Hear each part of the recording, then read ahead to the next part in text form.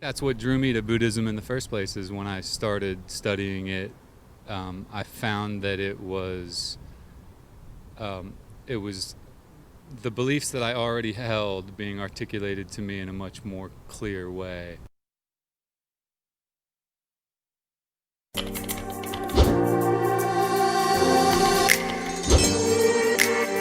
Welcome to another episode of Atheist Vanguard. I am Derek Hawke. I'm Phoenix. Ben Estaville.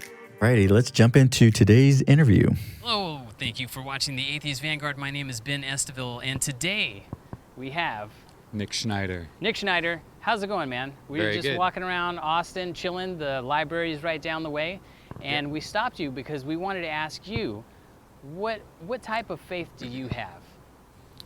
Well, I'm a practicing Buddhist, but I think there's very many interpretations of Buddhism. Some are more, pantheistic, and some are, or border on pantheistic, and some are very much non-theistic. I think that the universe is awfully mysterious, and I really enjoy reveling in the mystery of it and Have you investigating the mystery of it. Have you investigated and actually experienced any of this mystery of the universe? Oh, I experience the mystery of the universe all the time. Can you give me like a personal story? Well, I mean, right now I'm walking down the street and people ask me my personal beliefs. It's sort of a fascinating moment in history. I don't think that we are constantly being asked our personal beliefs from random strangers and Probably not. In a random city in the country. Is there an event or an experience that you've had that would make it likely that someone would say, you know what, that's pretty cool, I got to check that out, or that's reaffirming what you believe already, that grounds your faith? Well, I think that's what drew me to Buddhism in the first place. Is when I started studying it, I found that it was the beliefs that I already held being articulated to me in a much more clear way than I had ever formulated those ideas. So, yeah. I think we see that. Yeah. I think we see that in other, let's say, denominations, because we have Sure. thousands of them, and most people are in the church that has the similar beliefs that they hold. Mm-hmm. And if it doesn't, they go find another church that does. Mm-hmm. But this one happens to speak to you.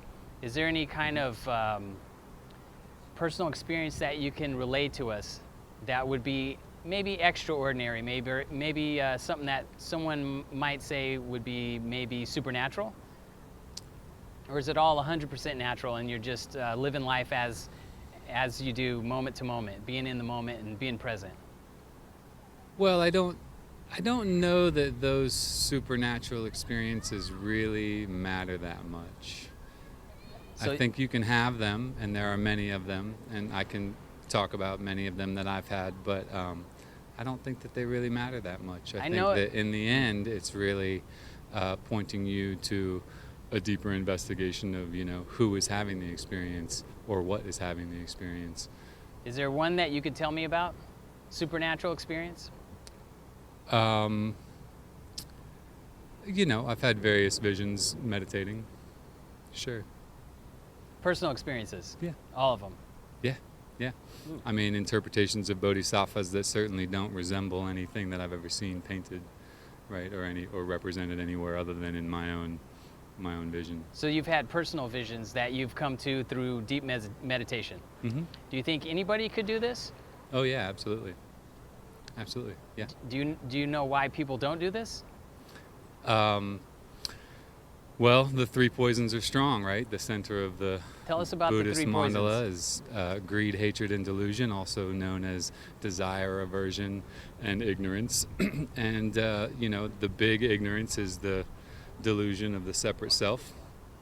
And, the two others, the desire and aversion, are strong. And they keep us, wanting to satisfy ourself and not recognizing that that's bound up with everybody else. So what's the end goal? If you're a practicing Buddhist and you practice enough, what would happen? Well, this is part of the beauty of the mystery, right? I don't think the end goal in Buddhism is a whole lot different than the end goal in a lot of other religions, and that's a state of selflessness. Right. And have you seen someone reach, or can you point to someone who has reached that? Well, sure. I certainly think Thich Nhat Hanh is about as close to the the embodiment of selflessness that I can point to. The Dalai Lama certainly embodies that. A wonderful teacher, Sangha Akshita, passed away a couple years ago. Many others, Jack Troy, Pema Chodron. There are many good teachers. I would say, Thich Nhat Hanh may be the one that stands out as the most selfless. Can you give me something that they've brought into the world that's of benefit to everyone? Well, Thich Nhat Hanh founds wonderful monasteries and wonderful retreat centers all around the world. He often locates them in places that have difficult histories. I believe, if I'm correct on this, he's taken a former Nazi schoolhouse, like to teach the youth of the Nazi youth, and is turning it into a monastery now. Yeah, so it wasn't presently, he didn't have to get it from the Nazis. It was... Yeah, no, I don't know what it was exactly when he got it, right? It's probably empty. Probably. Let's hope. Let's hope so. Yeah. Okay. So he does, he does quite a bit. Of course, he's also written lots and lots of books. Has quite an extensive order of monastic Buddhists who are very devoted in So what would you say the most special thing is that the Buddhists have brought through their faith that we could experience or we could understand? Well, certainly there's a presence, I think the devotion to being present here and now allows for an intimacy with every given moment that I think people would really enjoy. Awesome. Well, thank you very much for the interview. Sure. You have a great day. You too. Nice. Ben. Yeah. I'm on a path to enlightenment. We all are. I'm seeking nirvana. Yeah. Help me out here. Help a brother out. Okay. And I'm not talking about Kurt Cobain Nirvana. Yeah. Actually, I should be, because I actually love Nirvana. Not a bad band. Call out to Kurt Cobain and not you, Courtney. Ooh, shade. Whoa. And Frances Bean Cobain. Beautiful, beautiful girl. I hope she has a singing voice. Anyways, Buddhism is a new topic that we haven't really covered before. We're in Austin, Texas, and we don't run into too many other faiths other than the Jesus faith. Yeah. Right? Well, we actually have the temple on 360, so there's that. So I just need to get over there then. Get on over there. That would be your path to enlightenment. Let me break down. Break it. So let's start off with the first topic we want to really want to start with is, what is Buddhism? Especially since he really kind of calls out two types, the pantheistic and the non-theistic. Well, with that... okay, whoever. Yeah. With them, it's whether or not you actually accept the cycle of reincarnation as a thing, or the Buddha as a supernatural being in any way, or whether he's just a person. Because some factions of Buddhism accept those, some don't. Okay, so let's start to backtrack a little bit. What is pantheism? Pretty much equating God to the natural world around you, that everything is God. Okay. Or everything is the divine. Tree huggers. Possible. Tree huggers. Okay. But in this case, I think the version of pantheism would be the cycle of reincarnation, that everyone reincarnates, everything is part of that cycle. Okay. So what about a non-theistic Buddhist? Who just believes that everything is natural. Yeah. That sounds like that's pantheism. Well, let me read a little bit. Okay. I did a little bit of research here. So Buddhism's over 2,500 years old and is from ancient India. It's a philosophy based on having no evidence of anything eternal and unchanging. Also, speculating on God is a distraction. Okay. So I would definitely say it is not theistic based on this information, that everything we can experience is not supernatural. Yeah, it's primarily a philosophy. It's a philosophy, right. And Buddhism offers protection from suffering and problems with a focus on inner peace and happiness, practicing gratitude and being in the present moment. And they have a belief in reincarnation and karma. Mastering techniques will allow the practitioner to attain that nirvana, escaping the cycle of rebirth and death. And nirvana is the ultimate state of liberation, quenching the three fires, or the three poisons that he said, which are ignorance, attachment, and aversion. And the end goal of Buddhism is a state of selflessness where you're at one with everything. Now, is Buddha a deity? For some, yes. For some, no. That's one of those things that if you look at the story that's presented to him, you may or may not accept a miraculous birth or him combating demons. Yeah. But that could be just, it could be, they're taking it metaphorically, that you're combating those poisons or fires or demons that you're battling. But so Buddha is somebody who has reached this state of nirvana or selflessness that they aspire to achieve that same state through his teachings. Right. Yeah, the original Buddha, Gautama Buddha, he was a prince, was not allowed to see the world around him, but eventually just managed to sneak out and see the actual world as it really is. He was ignorant. Saw the suffering. And I saw this movie. It was called Avatar Airbender.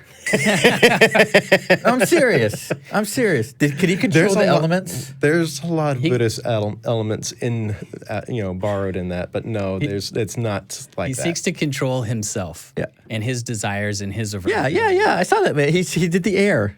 He did the air? Yeah. He was a master of all elements. Yeah. Well, not yet. Not yet? Not yet. Well, I only got to see part one. You got to wait. I don't think they made a part two yet. No, it's coming. Okay. But yeah, I'm in suspense. The three poisons mentioned before is what he established were the cause of all the suffering that he saw. Right. And then there's what is called the Eightfold Path, which is the steps you use to avoid the suffering. And have any of y'all ever met a Buddhist? Yes, I've been to the Buddhist temple on 360. Okay. And what'd you do there? They'll go through a half hour of so you attended a sermon ritual, and then they'll actually sit down and read through their book. So was it like a church sermon? More like a Bible study. Okay.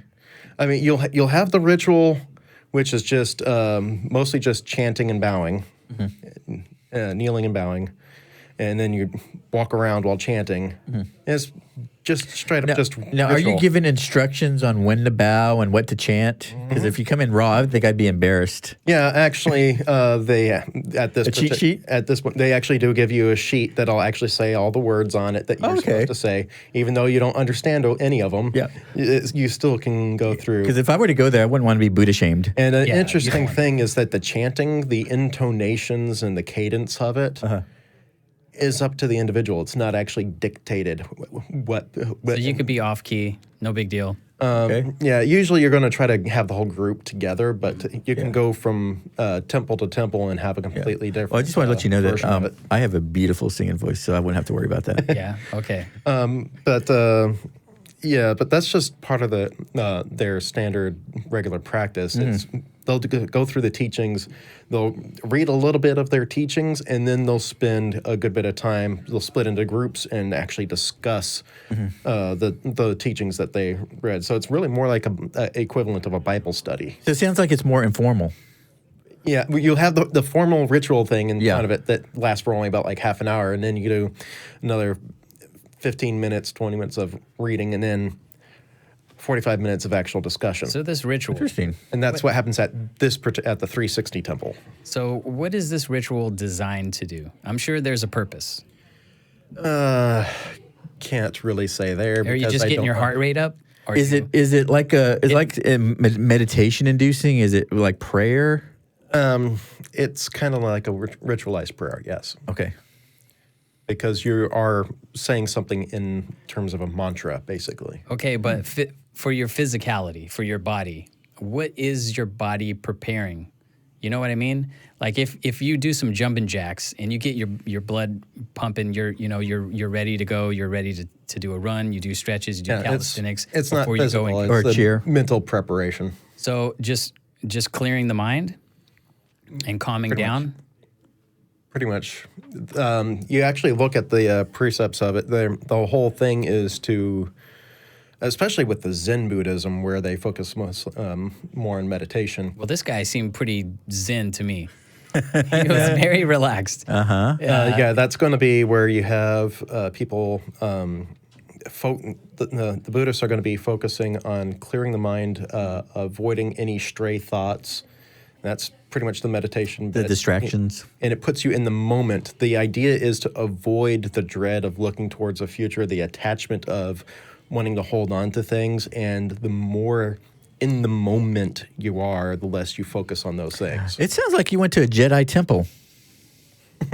You'd be surprised at how much the concept of the Jedi Star Wars actually borrows from Eastern Because I remember just like don't be in the moment, don't be with the Force, but don't sacrifice the moment type stuff. It sounds like really, They got it from somewhere. Yeah. Well, you'll They find. got that from somewhere. yeah. I'm not sure exactly which version of Buddhism this gentleman actually practices.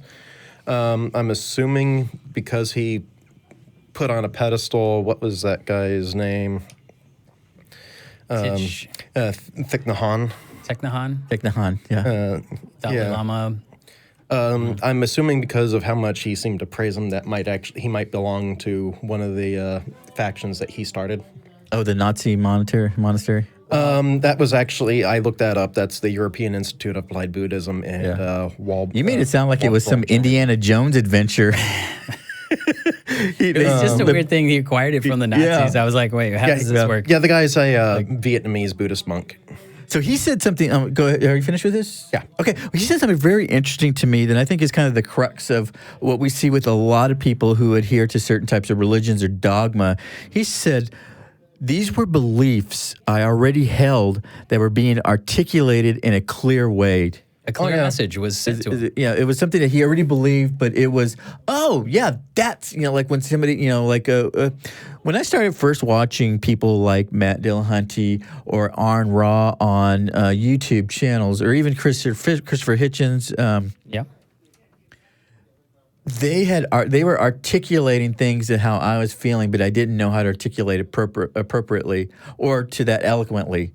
Back then my ways of articulating were to be confrontational, blasphemous, vulgar, and just kind of just mockingly, just saying, you believe that, you're stupid, and really, people like Matt Dillahunty, like Arn Ra, like Christopher Hitchens, they gave us a clear message, a unified message on how to actually appropriately communicate our atheism, how we properly place the burden of proof on where that actually lays and how to actually defend our stances. And that's kind of why I believe our movement, and if it is a movement, which I think it is because we got unified voices from people like that who gave us the message on how to appropriate. And that's why you see this shift in how Christians and believers are kind of adjusting their approach, because it was like, oh my God, I have the burden of proof. They're being challenged.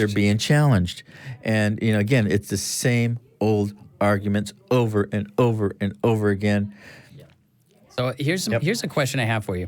This gentleman, he is one of many people we've interviewed. How did he do? How did he do in expressing himself of what he had as far as his faith tradition and what he believed versus a lot of other people who we have? They're just kind of gish gallop on some stuff, and they're pulling wild stuff out of the air. He pretty much simplified the whole thing very well. I mean, he ended the whole thing saying, when you asked him what it is that Buddhism brings, he summed up pretty much the whole entire thing. It's pretty simple. To be in the present. Pretty much everything they do is steps to be in the present. To be mindful. Yep. You also talked about You tried to at least try to pull out some, supernatural events that may occur associated with Buddhism. Is there any supernatural elements to this religion?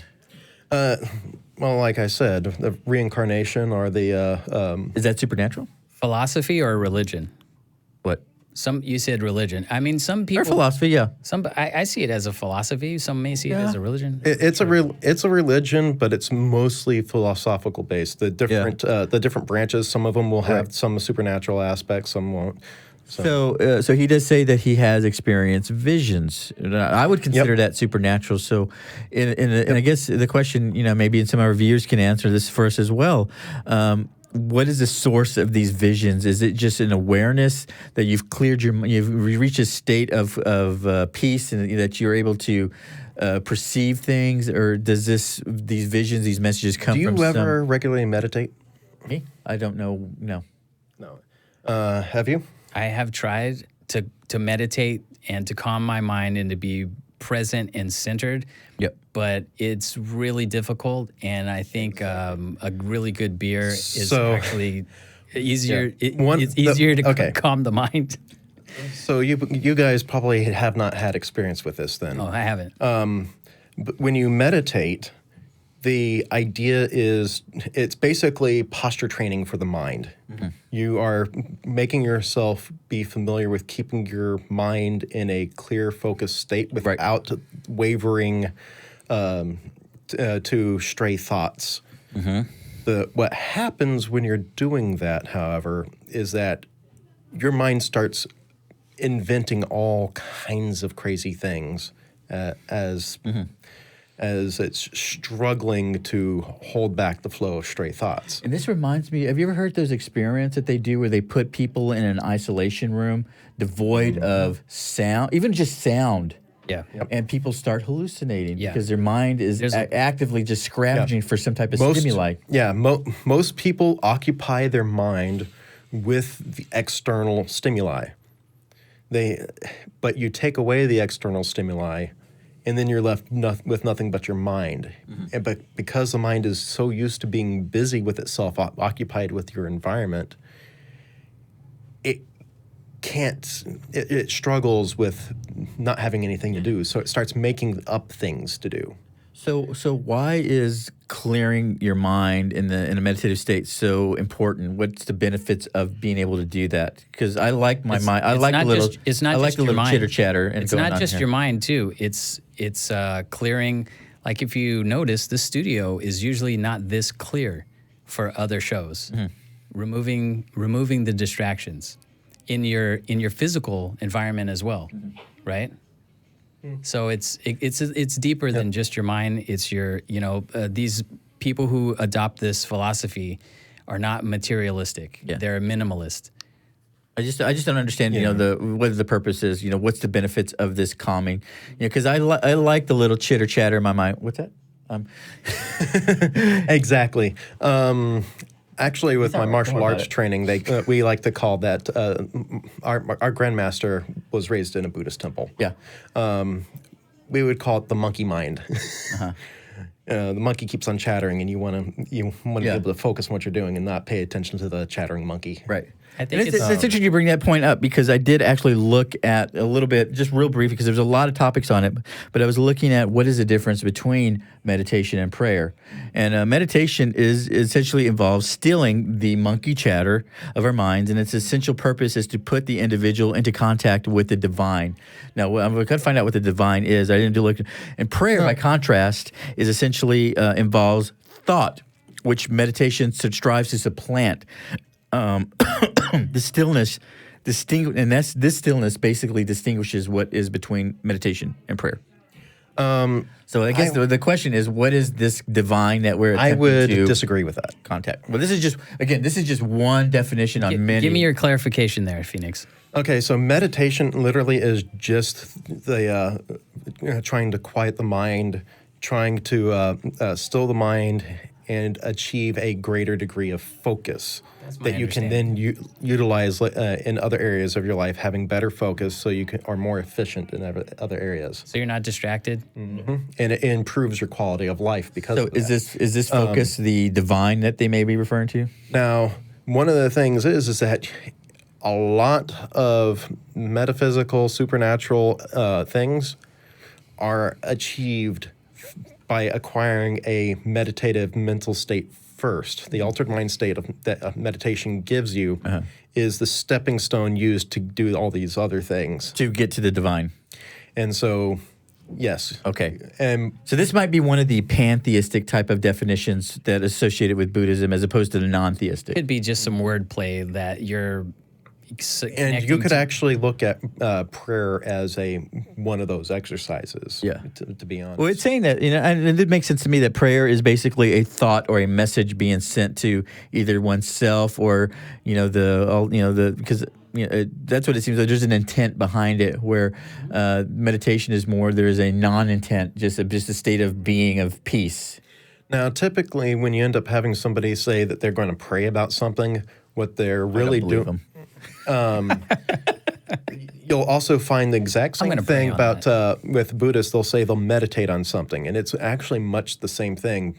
Where you're instead of going with the still mind, where you're trying to just clear all stray thoughts, you're limiting your thoughts to just a single subject, and you're not distracted by other subjects. And with prayer, you're usually going the thoughts that you come up with while you're focused on that one subject. You're now going to attribute some divine source gave you that information. So let me ask you this question, honestly: which one would you prefer? Somebody to meditate for you or pray for you? Well, you're asking me? Oh, yeah. I would rather someone meditate for me if I have issues, because it's likely they're going to come up with a solution. This thoughts and prayers nonsense is doing nothing for anybody except the person praying and thinking. It's making them feel good that they're like doing something. Yeah. But for everyone else, there's a difference between praying for something and praying about something. Praying about something is, okay, I want answers about this sort of thing. What kind of guidance could I get? Whereas praying for something is now you're asking for for whatever you're praying to actually do something on your behalf. Right. Good luck with that. And that's not what's going to get you there. The meditation is strictly just like the first version of prayer, where you're going to be meditating on something and coming up with answers. See, I found that I had a friend who was diagnosed with cancer, and he was like a little bit younger than me. And I learned a lesson through this experience in that, when you have somebody who's sick and they have a very religious family, do not monitor that Facebook post, because it will just make you angry. It would just make you angry, because this poor gentleman, had was losing his kidney and had some type of liver cancer, and all these family members, I'm sure they meant well, and I can't fault them for that, but it was like, oh, my thoughts and prayers are coming for you. We're praying for you, Jesus, blah blah blah. I'm like, the guy is 20 pounds underweight. Get off your knees and give him some chicken noodle soup. Or some kind of food. Something. God damn. There's only so much some crackers, some cookies, something. There's only so much you could do as a bystander. You can go to the grocery store, get a little tube of cookies, and bake that and send that to him, and that will be more than just thoughts and prayers. I have a question, though. I will answer it. Was this a Christian scientist, right? Was this like, oh, well, that's the will of God, that he's got cancer and he's learning a lesson, and his trials and tribulations and suffering is all inspired and divine? That question was not asked. Really? So was he getting treatment? Yes. Okay. So he's not a Christian scientist. No. Probably not. He was seeing the doctor. It's just that, the family was coming out of the woodworks, with these thoughts of sentiment. And I understand sentiments, and even I threw in, and, like, I'm so sorry you're going through this. Whatever I can do, I will do for you. If you need help going to the doctor, if you need food, if you need somebody to go get your medicine, if you need somebody to go get food for you, I will do that. We have seen none of this thoughts and prayers. Yeah. Recently, we've had some issues with gun violence in this country, mass shootings, and all you good people out there sending your heartfelt, sincere thoughts and prayers. I mean, I'm not against that, but that has changed to zero. Yep. To bring that back to the interview, I'd say that is one of the things that differs between Christianity or many of the monotheistic beliefs out there and Buddhism. They act. In fact, one of their precepts is to not stay idle. They always should be active and productive. So they're always trying doing to, something beneficial in their life. It seems like from what I gather, they're trying to end suffering by enlightening people and getting them to be focused on what they're doing, right? And that's cool. Yep. And not dreading the future. right, and that's what I see. Like there are the tenets of the faith. There are the things they're supposed to believe, and then there are things that I see people doing. And So let me challenge you on that. What are you seeing people doing in the name of Buddhism? That's chilling, positive. sitting there and minding their own business, not being annoying. Touche. I never have a Buddhist come to knock on my door and tell me how sinful I am. The typical Buddhist in their day-to-day life is going to be pretty much secular. Yeah. Yeah, okay. I can deal with that. I'm not buying into this whole reincarnation loop that you're trapped in until you obtain nirvana and then you're liberated. They may believe in reincarnation and karma and. Right. Well, here's a good entry point, and this comes into our next segue. You know, whether when they talk about visions, or or during meditation, how do we differentiate between if this is a true vision or delusions? And the thing is that you bring up a good point. Whereas if the Buddhists are sitting here minding their own business and they have visions of this and that, that's fine and dandy. They can have that. But when you have other people with other religions, Pat Robertson, who are coming there saying that I received a vision from God and that, these certain people are doing this, and because of doing this building came down, or these people are dying because they made a deal with the devil, and hurricanes and tornadoes and all sorts of things. That's the problem. What I see is there's a Christian doctrine that tells people they have to do certain things, okay? Yep. And on its surface, it seems fine to me. You go out and you help the poor. You're going to be judged by your fruits. You should be repentful. You should be sorry that you've made mistakes. All these things are not a bad thing. But in practice, I'm seeing a lot of nonsense. And from everything I know about Buddhism, I'm not seeing nonsense. I've never seen a Buddhist caught acting the fool, right? Well, the key difference there is, while Christianity has a lot of good things about how you should behave yourself, it also ends up encouraging you to punish those who are not doing what they're supposed to do. According to the God that you believe, but they don't believe. But Buddhism doesn't have any punishment, anything in there at all. It's karma. So it's your karma. So, what it is. But how do they know what is right or wrong? And what motivates them to do right? If they're not some internal punishment or Sky Daddy watching them, the moral wagging compass? their finger at them. Where's all the morals coming from? Yeah. It's suffering. It's well-being. That's the difference. They're focused on building mostly well-being. humanist in that respect. Yeah. So let's swing this around. We briefly talked about this earlier. The three poisons or the three fires. Yeah. That should be tell me quenched. more about that. Well, quenched. So these are desires that are quenched when you attain enlightenment. Like when you say, okay, I'm not going to hold on to materialistic things. I'm not going to be ignorant and confused. I'm not going to hate on people. I'm going to focus internally and not externally. All of this external nonsense that people are chasing, it's not going to lead you to enlightenment. It's not going to get you where you want to go. It's not going to lead to your peace and happiness and long-lasting well-being. Yep. And that's fine. I could buy into that without having to believe in reincarnation, without having to believe in karma, without having to believe in like past lives, whatever. Yeah, that just seems like common sense. Right. I will say one thing about Buddhism, though. They love their lists. You have the three jewels, the four noble truths, the eightfold path, the five precepts. They love their lists. Now, I don't want to feel that we're giving Buddhism a free pass as compared to like Christianity, because as far as I know, there have been religious wars that have been fought in the name of Buddhism.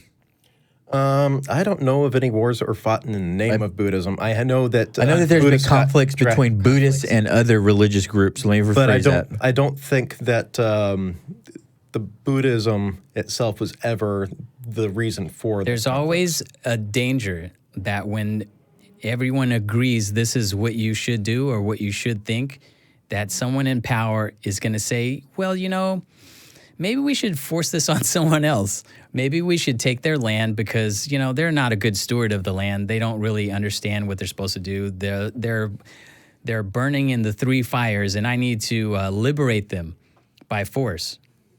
You know what I mean?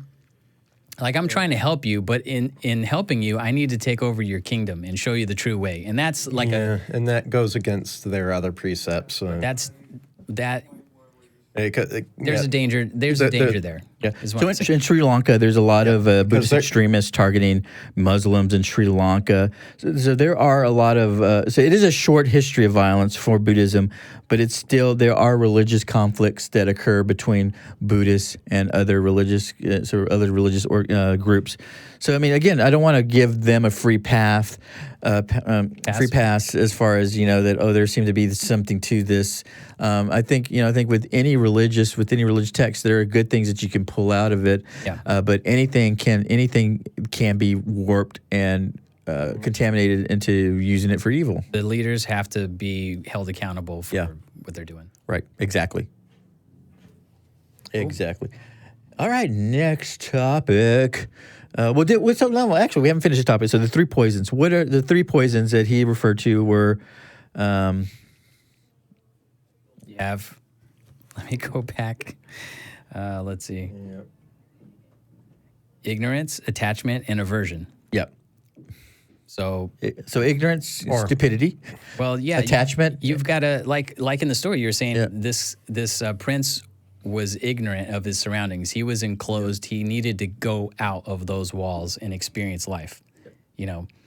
So these are all good things to do. This is all common sense. The emphasis that that was given was the ignorance is ignorance of the self, that you're not paying attention to who you really are, but you're paying attention to External stuff. who you want to be, what you want, and things like that. You're not actually being you. You're Sounds like the art of war.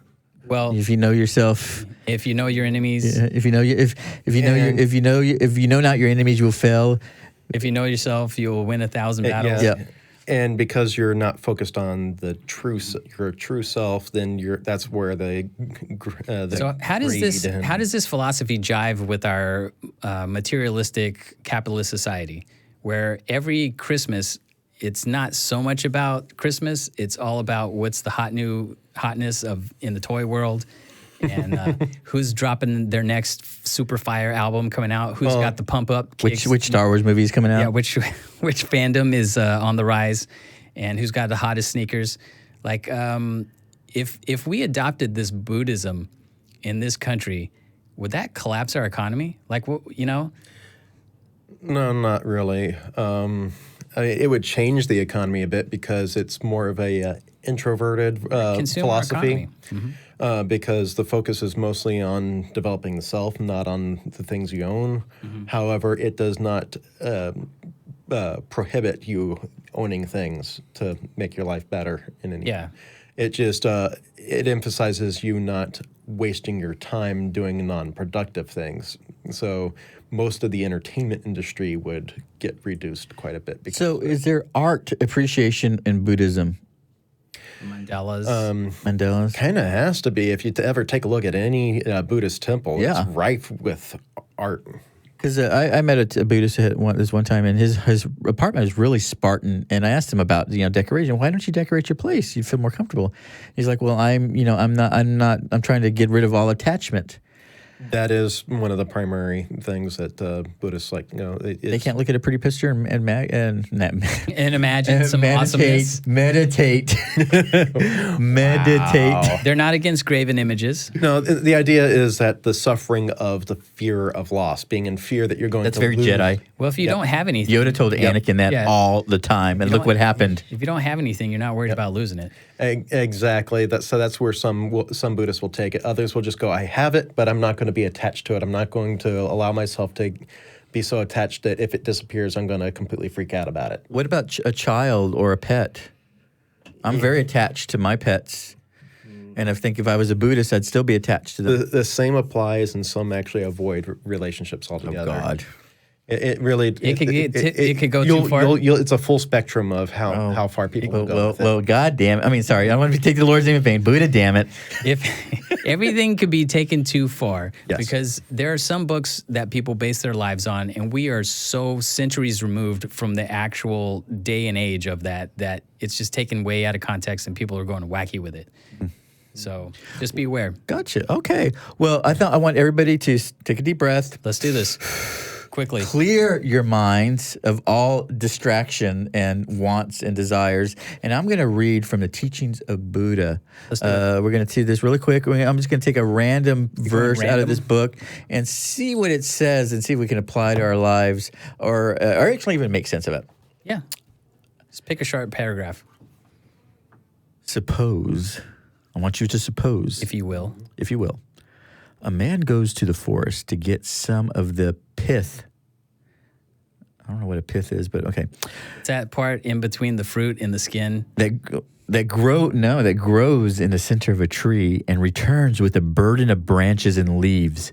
Thinking that he has secured what he went after, would he not be foolish? If he is satisfied with the bark, endoderm, or wood for the pith, I think they're talking which about he the was heart of after. The heart But of what palm. is what many people are doing? So I think what they're trying to say is people are diving deep for this heart of palm or something that has nourishment and fulfillment, and they're really not going deep enough, and they're coming up with bark and leaves, and they're grabbing everything around that comes with it, but not really paying attention to did they actually get the thing they were really wanting in the first place. And if so, you should be able to put that into practice and judge for yourself if you have the heart or the pith. It's or basically if you just have the leaves. This is the beginning of the placebo effect. If you went thinking you got what you wanted and you got what you got, but it really wasn't what you went after, but you still got it and you're happy with it, then why don't you be happy? You're not stupid. Well, that's what it's saying. You should be able to test it and put it into practice. Yeah, I'm Buddha level 1. Yeah, if you want to go with the, I leveled up to 2. I'm Buddha 2. if you want to go with the doctor version of that, then you can just go saying, it's kind of like be going happy to, with what you got. It's kind of like if you go to the doctor, you sat at the you sat in the reception room, you got your appointment, pith. You got escorted all the way through. Had your vitals taken, all that stuff. You spoke to the doctor and everything, but you didn't get your prescription. Maybe you didn't even get a diagnosis. You went through all the steps, but you didn't get the thing that's actually going to do the work to make you better. Yeah. Okay. Well, that's not what this is. What this is saying is that you went to the doctor expecting to get a prescription, but instead you got a vitamin supplement. But you think that you got a prescription, therefore you should be happy. Are you foolish, or because you're happy? You're a fool to think that that's really going to do anything. Yeah. No, but he's saying, like the guy didn't get what he went out to get, but he was happy with what he got. Is he a fool for feeling that way? That's what this is saying. Don't focus on I am the trappings. Lord of the Focus pith. on the thing that actually. I am the Dark Lord of the Pith. All right, we're done. We're done. Yeah, we're done. Please, guys, if there are any Buddhist believers out there, I don't know if that's a correct term, but if Any Just believing, Buddhists. any followers of the Buddha philosophy, please Let us like know. and subscribe. Let us know. Join the conversation. Tell us how wrong and ignorant we are. enlighten us. Anointing us. Not Enlighten with us. dillweed, though. I'm not supposed to reference other videos, but please watch our other videos. Thank you so much. We'll talk to you later. Take care. Bye-bye.